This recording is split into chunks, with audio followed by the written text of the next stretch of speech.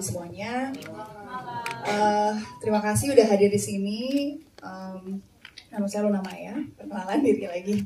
Saya di sini berperan sebagai Sulastri. Mungkin tadi teman-teman udah pada nonton. Terima kasih dan ya sekian dari saya. Oh, diomongin. Ya dong. Oke, boleh deh. Mungkin angle yang berbeda. Saya promosiin juga, saya di sini sebagai eksekutif produser. Wow. Jangan gitu. Selamat malam teman-teman media. Gimana, sehat semua ya?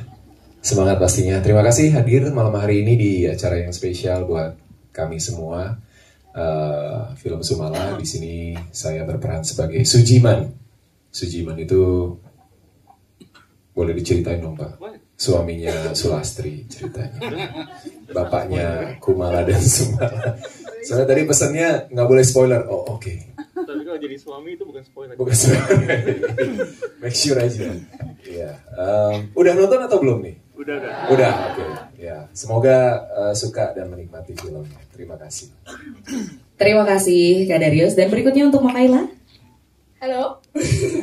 Halo, selamat malam. Makasih udah hadir. Aku Makaila Ros. Aku berperan sebagai Sumala dan Kumala, anaknya Sulastri dan Sujiman.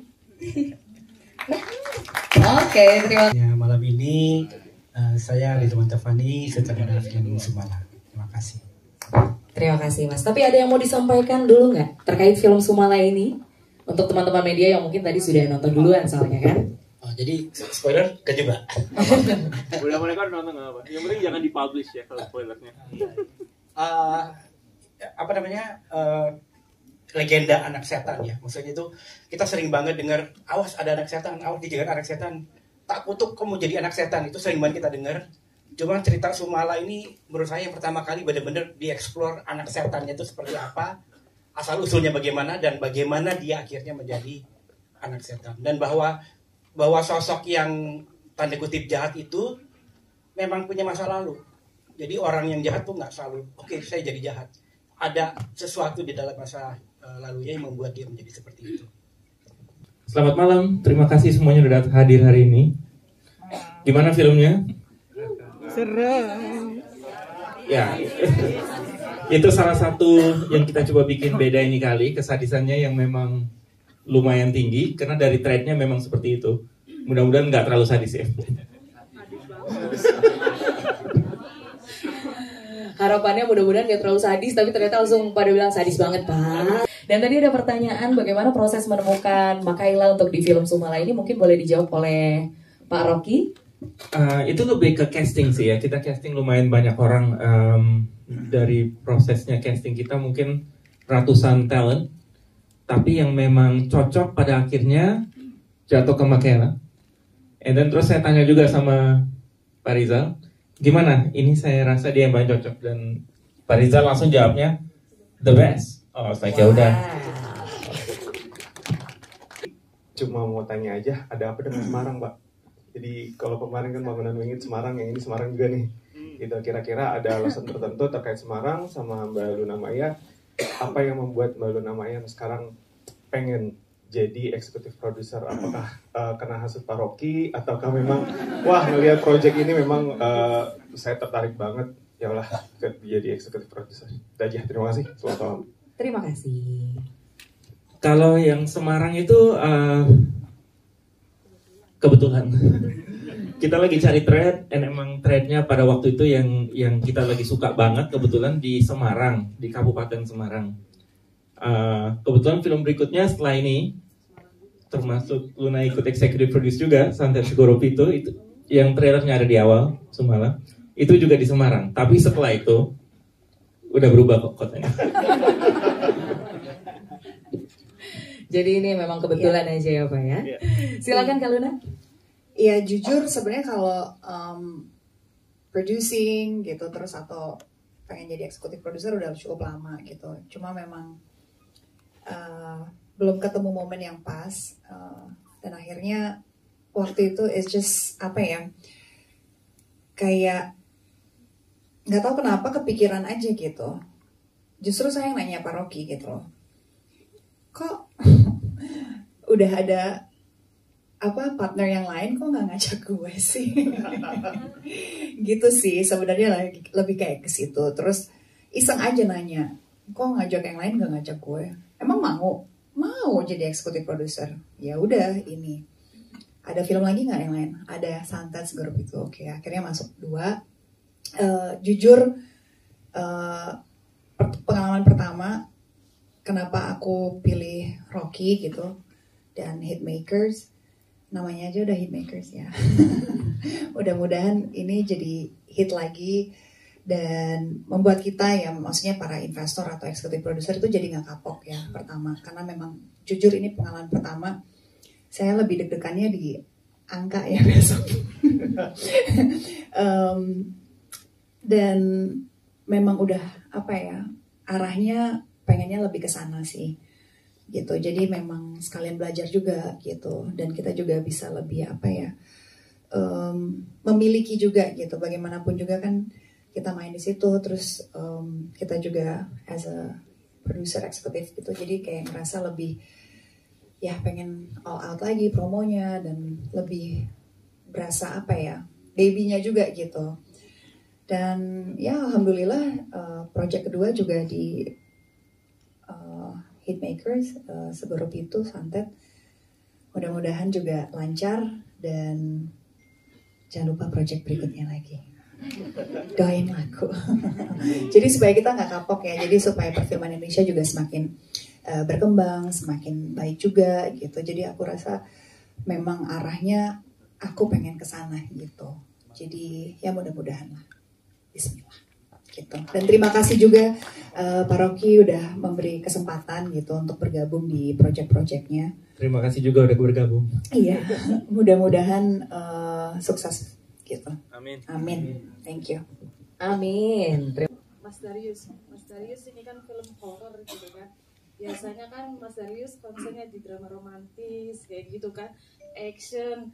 Nah, untuk pendalaman karakternya gimana? Apalagi kan perannya antagonis dan sadis banget adegannya gitu kan. Kira-kira butuh berapa lama prosesnya gitu? Itu aja. Terima kasih. Terima kasih. Film horor. Sebenarnya aku film nggak terlalu banyak memang. Setahun paling 1-2 film aja gitu. Dan film horor ini film horor kelima kalau nggak salah, dan project pertama bareng sama Hitmaker. Kenapa mau dan tertarik? Iya, karena tadi Luna udah nyebut ya, Hitmaker selalu kasih film yang punya production value yang bagus, ceritanya juga bagus, dan sebagai seorang aktor tentu tertarik untuk terlibat. Jadi makasih banyak Pak Rocky udah diajak gabung. Akhirnya setelah berapa tahun, 18 tahun bisa main lagi ke Cikini ya. Iya, bisa ke kantor lagi. Pendalaman karakternya, karena ini awalnya sih kata Pak Rocky bukan antagonis ya. Jadi ya awalnya Sujiman itu nggak antagonis sebenarnya di skrip awalnya. Tapi dalam proses reading itu mengalami 3 kali perubahan besar. Jadi kita udah reading, aku udah ngerjain PR segala macam, udah nge-develop karakternya, kita udah mulai masuk ke scene, ternyata harus berubah. Ulang lagi prosesnya, berubah lagi. Bahkan sampai big reading, Pak Rocky juga ngasih satu masukan yang bagus banget, dan akhirnya dari proses itu, dari kolaborasi itu, jadilah karakter Sujiman yang ada sekarang gitu. Dan aku nggak anti main protagonis atau antagonis, setiap peran itu punya kekuatannya tersendiri, punya perannya tersendiri juga. Dan kalau dilihat cerita Sumala ini mungkin ya diawali oleh rentetan keputusan Sujiman yang kurang bijak mungkin ya. Andai kata dia lebih bijak, lebih bisa menyayangi Sulastri, mungkin nggak ada Sumala, nggak ada anak setan di dunia ini. Gitu. Tapi karena harus ada, jadi Sujimannya harus dibuat sedemikian rupa supaya semuanya menjadi masuk akal. Terima kasih. Terima kasih Kak Darius Senatria. Untuk yang berikutnya? Atau mungkin izinkan saya untuk bertanya dulu ya, karena tadi saya dapat info nih Pak Rocky, bahwa film ini juga akan tayang di beberapa negara lainnya ya, seperti Australia, Thailand, gitu kan, New Zealand, terus ada Malaysia, Brunei Darussalam, Singapura, dan Kamboja. Boleh dikasih tahu nggak Pak kira-kira tayangnya kapan sih Pak? Biasanya semuanya tayang setelah Indonesia, setiap minggu pasti ada di setiap negara. Kalau di Australia New Zealand kalau nggak salah 1 bulan setelahnya, tapi kalau Malaysia, Singapura dan lain-lainnya 1-2 minggu setelah tayangan di Indonesia. Oh, oke. Jadi buat teman-teman mungkin yang belum sempat nonton di Indonesia nanti ya, terus lagi liburan gitu kan ke Australia, bisa nonton Sumala gitu ya. Dan film Sumala juga sebagai info film Indonesia pertama yang akan tayang di bioskop Australia dan New Zealand. Wow, boleh berikan tepuk tangan teman-teman, luar biasa. Baik, bagaimana teman-teman media? Ada lagi yang ingin bertanya? Atau dari teman-teman komunitas? Oh, oke, silakan Kak. Mikrofonnya tadi di mana terakhir ya? Oh, di belakang.